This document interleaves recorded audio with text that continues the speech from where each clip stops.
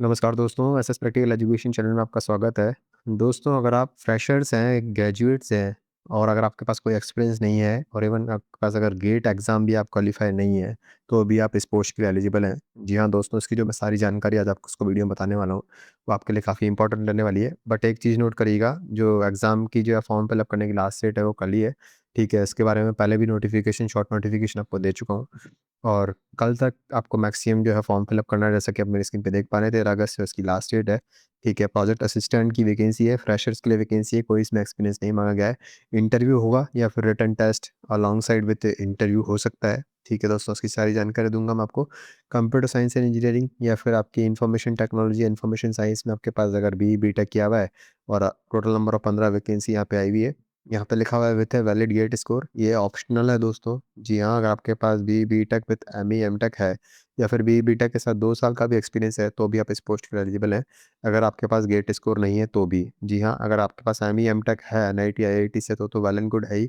और BSc, MC है with gate score तो भी आप एलिजिबल हैं। और अगर आपके पास गेट स्कोर नहीं है और आपके पास 2 साल का एक्सपीरियंस है, तो आप इस पोस्ट के एलिजिबल हैं। और सिंपल बीई, बीटेक किया हुआ है विदाउट एनी एक्सपीरियंस, तो भी दोस्तों इस पोस्ट के लिए आप एलिजिबल हैं। बट अगर आपके पास गेट स्कोर है, तो आप डायरेक्ट इंटरव्यू के लिए क्वालीफाई हो जाएँगे। और अगर गेट स्कोर नहीं है, तो आपकी शॉर्ट लिस्टिंग होगी, रिटन टेस्ट होगा, उसके बाद इंटरव्यू हो सकता है। सो सेम चीज़ है कंप्यूटर साइंस के लिए, सेम की सेम वैकेंसी जो है वो इलेक्ट्रॉनिक्स एंड कम्युनिकेशन इंजीनियर्स के लिए है।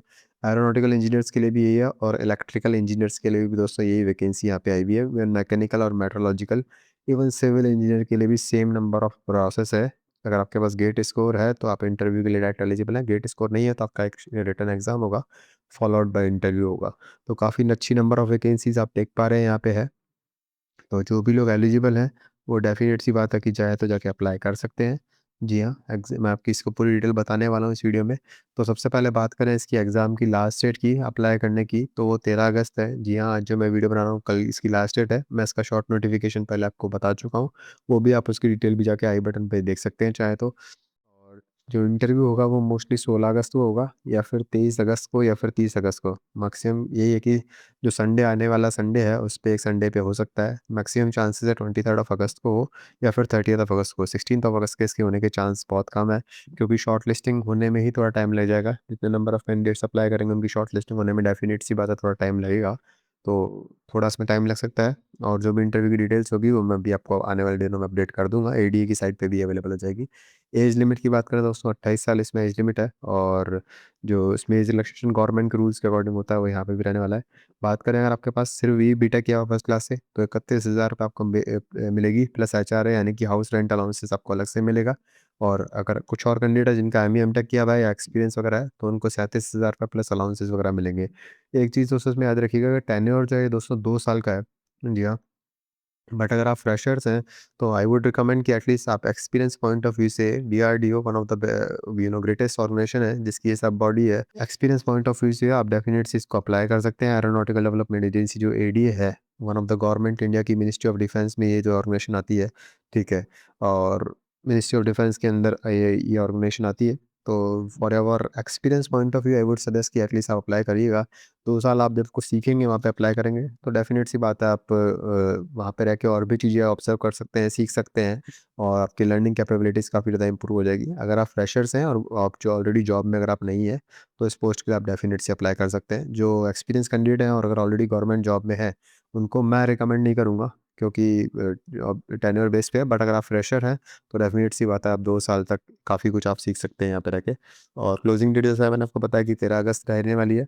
और जो भी डॉक्यूमेंट्स वगैरह होंगे वो आपको ओरिजिनल लेके जाने पड़ेंगे। अगर आप ऑलरेडी गवर्नमेंट ऑटोनोमस बॉडी में हैं, तो नो ऑब्जेक्शन सर्टिफिकेट भी आपको रिप्रेजेंट करना पड़ेगा।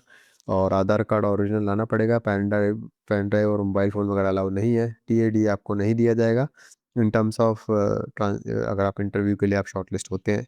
ठीक है, registered candidate will be permitted in the written exam interview, registration is not application और इज नेसेसरी। बिल्कुल सही बात है कि अगर आप शॉर्टलिस्ट होते हैं, जो भी रजिस्टर्ड कैंडिडेट है, वही इंटरव्यू के एलिजिबल होंगे। सिर्फ रजिस्ट्रेशन करने से आप जो है वो एलिजिबल नहीं है, आपको शॉर्टलिस्ट होना पड़ेगा। ये फॉर्म दे रखा है इन लोगों ने, एप्लीकेशन फॉर्म दे रखा है, इसका मैं पीडीएफ भी लिंक में कमेंट में दे दूँगा। चाहे तो जाके आप वहाँ से भी भर लीजिएगा। सिर्फ आपको डिटेल्स भरनी है, बेसिक डिटेल्स, आपकी क्या मोबाइल नंबर है, एड्रेस वगैरह है, कौन-कौन से एग्ज़ाम आपने पास किए हैं और क्या सब्जेक्ट रहा, क्या university 10th 12th B take में आपके क्या मार्क्स वगैरह रहे। इवन रेलिवेंट एक्सपीरियंस अगर आपके पास कोई है तो वो भी आपको अटैच करना पड़ेगा। अगर गेट स्कोर है तो आप अटैच कर सकते हैं, अदरवाइज़ आप इसको ब्लैंक छोड़ सकते हैं। उसके बाद आपको ये फॉर्म फिलअप करके सबमिट करना रहेगा। तो दोस्तों काफ़ी अच्छी वैकेंसी है। जी हाँ, एडीए एरोनॉटिकल डिपार्टमेंट एजेंसी जो कि गवर्नमेंट ऑफ इंडिया के अंडर आती है, उसमें वैकेंसी आई हुई है। कुछ अगर आपके डाउट हैं तो आप मुझे कमेंट करके रीच आउट कर लीजिएगा। चैनल पर नए हैं तो चैनल को सब्सक्राइब करना बिल्कुल नहीं भूलिएगा दोस्तों। And once again thank you so much दोस्तों for watching the video and have a good day.